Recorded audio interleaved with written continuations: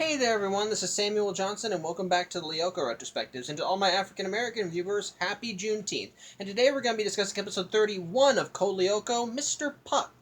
And in this episode, we actually get some more clarification with Aelita and her memories.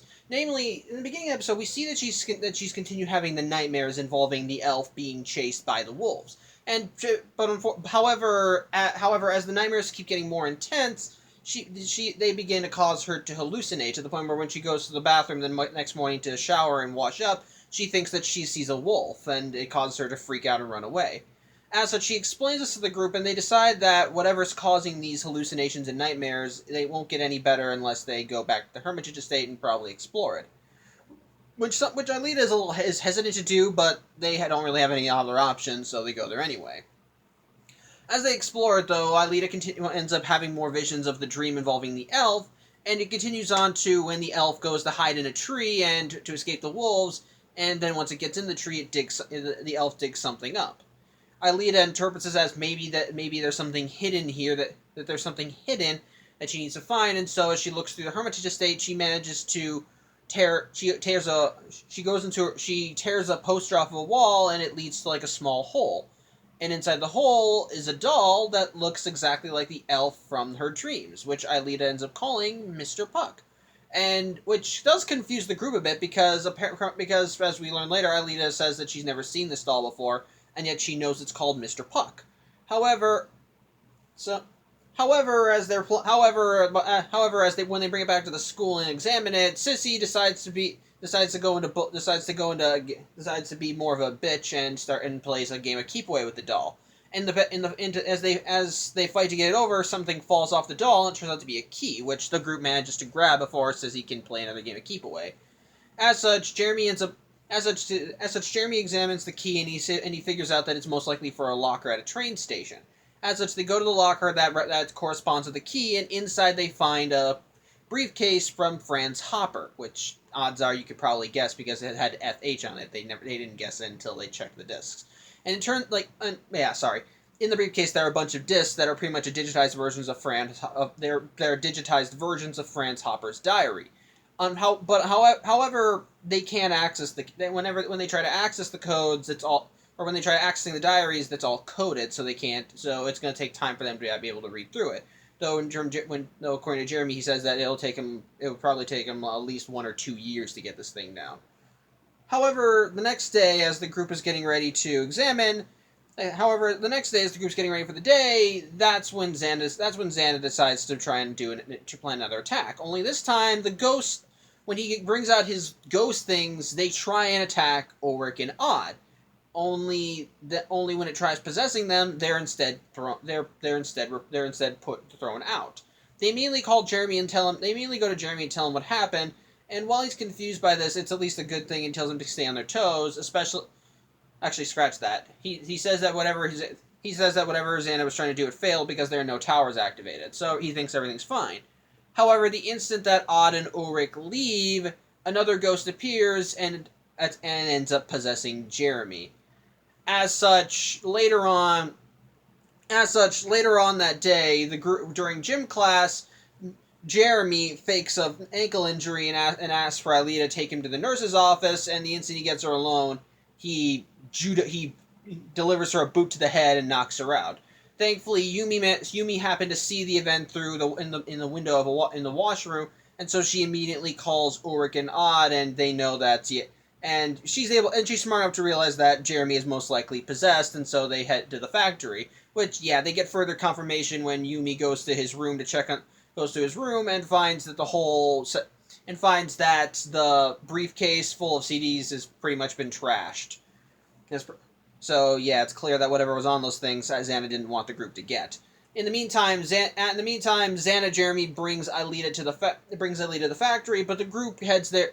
But the group is able to get there as well, and pretty much Odd engages Xana Jeremy alone, while the group manages to get Aelita away from them, and they all go down to the supercomputer. And since Aelita has had experience virtualizing people, which we saw in the Ghost Channel episode, she's able to start a time virtualization program so that Ulrich and Yumi can go to Lyoko.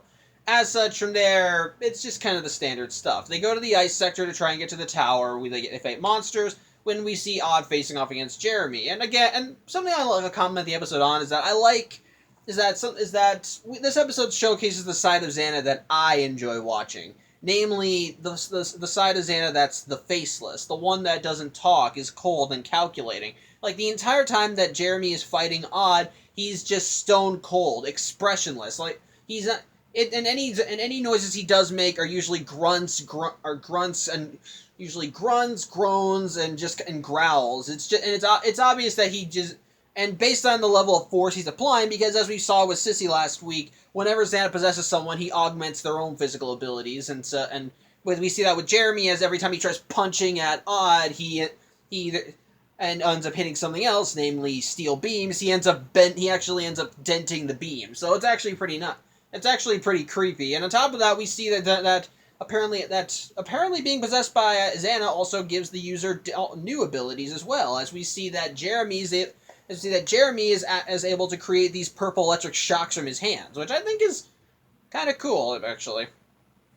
But yeah, eventually Xana Jeremy does end up taking out Odd as he goes on the supercomputer, and with Jeremy's knowledge, he tries devirtualizing Yumi and Ulrich. He manages to devirtualize Yumi, but before he can finish devirtualizing Ulrich, Odd comes in and stops him. Which begins to fight anew, and in standard Lyoko fare, Aelita manages to deactivate the tower just before Xana Jeremy can deliver the coup de grace. But again, since last episode we established that using the return to the past function makes Xana stronger, they don't turn back time. As such, Jeremy passes out, but when he wakes up, they do confirm to him that he was possessed and that he trashed the diaries, which the first group thinks is a big loss, but Jeremy assures them that after he got the CDs, he immediately brought them to the factory and put them on a secure server in the supercomputer that only he has access to. So while the original copies have been destroyed, they still have the diaries and can still use them. So yeah, that's a good thing. As such, the group theorizes why Xana was able to possess Jeremy and not Odd and Ulrich, but Yumi suggests that it most likely because they've had experience fighting on Lyoko, whereas Jeremy has usually been their tech guy. As such, their proposed solution is just. As such, the episode ends with them deciding that maybe they can get Jeremy some experience on Lyoko, and we immediately see the aftermath as when Jeremy comes out of the virtualization pod. He says, "I am never doing that again," and just leaves. It's actually kind of amusing. Apparently, he had an encounter with Mega Tanks. I like that. So, yeah, but really, the final shot of the episode is we see Aelita in her bed snuggling up with the Mr. Puck doll. And we hear a high-pitched voice saying, "Come on, Mr. Puck, let's take a walk through the garden." And we hear Aelita groan as she's sleeping, so something's up there. So, yeah. On the whole, I think this is a good episode. I like it. It helps. I like that it's continuing to expand the story more, and it does reveal some more layers. It's a nice little, and I like how it ties into the dreams that Aelita has, and it helps lead to the Mr. Puck doll, which further leads to the mystery of Aelita's connection to the Hermitage Estate and by extension Franz Hopper, because she knows what the doll. Because the instant she sees the doll, she knows what it's called, and yet they later state she has absolutely no. Apparently, she has never seen the doll before. So the fact that she knows its name at all is a bit concerning, but also shows that there is a deeper connection between her and the Hermitage Estate.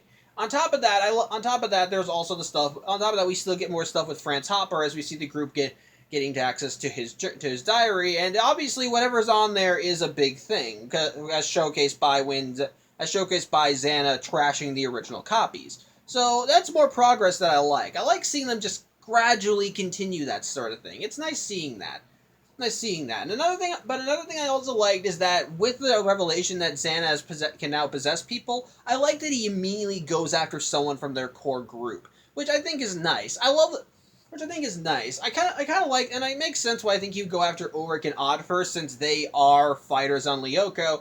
But Jeremy is still part of the group, and odds are it makes more sense for him to do such a thing. Because well, they're the ones that are also the closest to Aelita. So odds are, if he wants to get Aelita onto Lyoko, all he has to do is just grab one of them, and then all they have to do is just get her alone, and then boom, like when Xana Jeremy faked twisting his ankle. I like that sort of thing, and it is, and again, when we see Xana Jeremy in action, it showcases the side of Xana as a villain that I like. The cold, emotionless, faceless monster that is more calculating and cruel, who doesn't talk, who talks softly and carries a big stick, so to speak. Only in this case, instead of a big stick, he's got super strength and can now shoot and has light and can produce lightning from his hands. I like that side of. I like seeing that side of Xana as a villain, and seeing that side come into play in this episode. I think is really nice, and I think is really interesting. And again, I like that. And I kind of like that sort of thing. Otherwise, though, the episode is still pretty good for that. I like seeing this. I like seeing the possessed Jeremy in action. I like seeing Xana as a force, and I like that we get to see more progression with the Franz Hopper / Hermitage story. It makes you interested in seeing where it goes, and I like that they still manage to make progress in the episode. Not only fun.